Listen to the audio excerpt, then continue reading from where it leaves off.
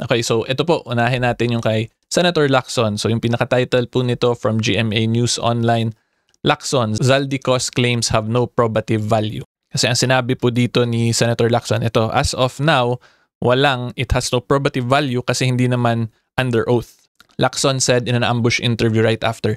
So ang masasabi ko lang po dito, this is the problem talaga po kung yung mga hindi lawyers ay nag-aastang lawyers. Okay, eto with all due respect to Senator Lacson, hindi lang naman po to, yung statement kong ito is applicable to him, even to other people, third parties, ordinary citizens na yung mga mahilig mag-abogado pero hindi naman abogado.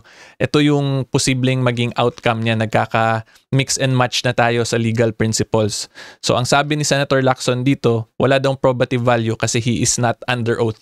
Diba? So like what I explained earlier, yung probative value po is different from the issue of whether or not admissible ba ang testimony sa korte. Magkaiba po yan. Okay, so when you talk of probative value, in Tagalog po ang ibig sabihin yan kung meron bang laman yung mga statements na sinasabi ng isang testigo. Diba? So kung meron bang laman to establish yung fact na gusto niyang i-establish. And like what I have explained earlier, meron pong laman yung sinabi dito ni Zaldico, ni Congressman Zaldico, considering nga po he is the appropriations chairman. Diba? Therefore, he really has personal knowledge or idea as to the issue of whether or not meron bang insertions na nagawa. Yun yung probative value dun sa issue na yun. Diba? So, ang gusto i-point out dito ni Senator Lacson, ito po from my professional assessment, sa tingin ko po, ang gusto talaga i-point out ni Senator Lacson dito is hindi siya admissible yung testimony niya kasi hindi under oath.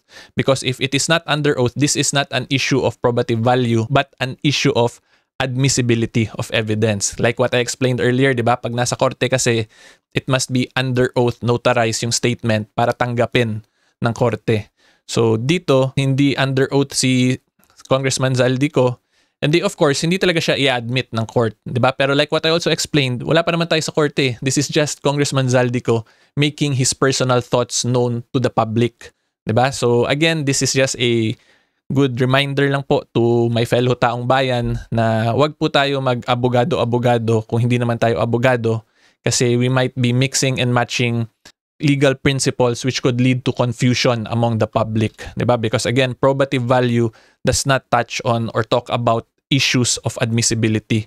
The lack of under oath or notarization, that is an admissibility issue, okay?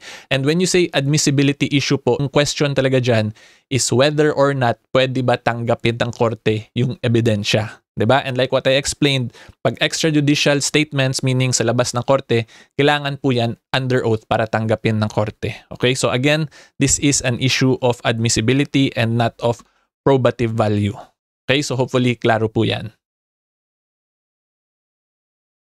And then, ito po, balik ulit tayo kay Senator Ping Lacson. So hindi na nila nalagay dito, pero yung intro niya actually dito is I am not defending the president. Ito, nilagay lang nila dito. Lacson emphasized that he is not defending Marcos, but said that it's just hard to speculate. So basahin natin yung actual statement po ni Congressman or ni Senator Ping para makita po natin kung ano ba yung magiging conclusion po ng isang reasonable observant sa statement niya, kung mukha ba talagang pinoprotektahan niya o hindi si PBBM. Okay, so basahin po natin. Wala, narration, kwento, hindi naman siya under oath. I'm not saying it's unbelievable, pero at face value na yung sabihin natin common sense only because alam ko yung budgeting process na nagsisimula sa NEP na yung presidente may complete control over what should be inserted in the NEP. So kung ganoon na pala, ba't sa BICAM pa siya magpapa-insert? Okay, so kung ako po tatanungin niyo as a reasonable observant of this statement, dito pa lang po sa opening statement, mukhang he is defending PBBM. Ito po is just really my personal observation talaga as to this statement. Kasi dito pa lang parang inaatake niya na agad yung credibility ni Congressman Zaldico. Wala, narration, kwento, hindi naman siya under oath. It appears na para sa kanya, automatic, wala agad value yung sinabi ni Congressman Zaldico. Pero kung tayo po kasi ang isang unbiased individual na hindi tayo pro-BBM or anti-BBM, pag makita natin yung video ni Congressman Zaldico, kung ako po yung magiging reaction ko niyan, edi kung gusto sana to ni Cong Zaldico na walang issue na mangyari, it would be best na he will do it under oath para full compliance sa law. Along those lines po ang magiging statement ko. Pero ito kasi parang gusto niya na agad ipamukha sa public na wala, narration, kwento, hindi naman siya under oath. So parang inaano agad niya ba, dinidiscredit niya. Yun yung dating lang sa akin po. Yun yung personal observation ko at personal opinion ko po as to this statement ni Senator Ping Lacson. Diba? And ito lang din po, mag-comment na lang din ako. Yung point niya kasi dito, bakit daw mag-i-insert sa BICAM pa kung yung president naman has the full control of the NEP? Okay, at ito lang po, i-share ko lang din as my personal experience po talaga as a former congressman during the 17th Congress. Yung mga budget po kasi na nakalagay sa NEP, let's say may pondo sa DPWH, sa NEP dinaan. Okay, so lahat po ng budget na yan, based from my experience, ang mga budget po kasi sa NEP is napupunta yan dun sa mga district congressmen. Diba? Hindi po yan napupunta dun sa taas. Kasi yung NEP, yung presumption yan, ang regular DPWH nagpa-insert during the formulation process nila ng NEP with the Office of the President. So pag ganyan, dun po yan again mapupunta nga sa district representative. Hindi po yan napupunta sa presidente. So of course, kung gusto po ng mga kung sino-sinong officers din, not only of the president, even mga regular USECs, ASECs, gusto magkaroon ng, mga kung ano-anong projects, then they can do that via insertions. Pero yung NEP po kasi as a general rule, allocated na yan for congressional districts na hindi nila pwede basta-basta galawin ng kung sino-sino. Yan po yung parang nagiging practice yan. I'm not saying na because that is allocated for the congressman, automatic may kickback agad nangyari. Hindi po yun ganun. Ang point ko lang po dito na pag nandun, automatic, dun yun siya sa district na yun mapupunta. So yung may supervision over that funds is the district representative. Kung mangikback yung congressman dun or hindi, depende na po yun sa kanya. Wala na po akong kinalaman dun.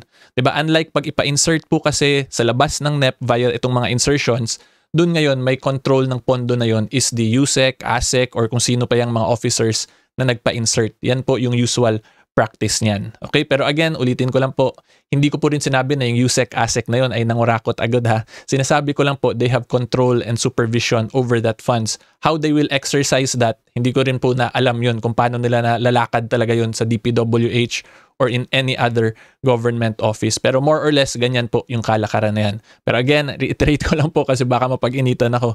Hindi ko po sinabi porket sila nagpa-insert automatic, may mga magic na agad na naganap pa. Bahala na po yan sila doon kung ano talaga yung ginawa or nangyari sa pondo na yan. Okay, so hopefully mas klaro po yan. So in conclusion po, ang masasabi ko lang, itong statement ni Congressman Zaldico, as to the fact of insertions, malakas na talaga siya by itself because again, Congressman Zaldico po is the former chairman of the Committee on Appropriations. Therefore, he really has the personal knowledge and the expertise to determine whether or not may insertions bang nagawa sa budget. Pero as to the fact kung si PBBM ba talaga nag-instruct dun sa mga ASEC, USEC na yan na pinangalanan niya, yun ay subject for additional evidence pa dapat. Kung based lang po sa statement niya ngayon, madali pa po yan makontradict at present kasi yung mga pinangalanan niya, pwede lang nila i-deny yun. So he needs to show additional and supporting evidence pa linking na yun talagang mga pinangalanan niya ang nag-instruct sa kanya para mag-insert sa budget na yon. Okay, so hopefully klaro po yun. If you like more legal videos sa current events, subscribe lang po kayo sa YouTube channel ko. And until next time, see you all po. Bye-bye! Kita-kits po pala sa INC rally. So, yung sure na pupunta po ako is the November 16, the first day, which is bukas na po yun. Sa 17-18, hindi ko pa po sure kasi medyo may trabaho rin po tayo eh. But for tomorrow po, kita-kits tayo. Supportahan po natin yung advocacy against corruption.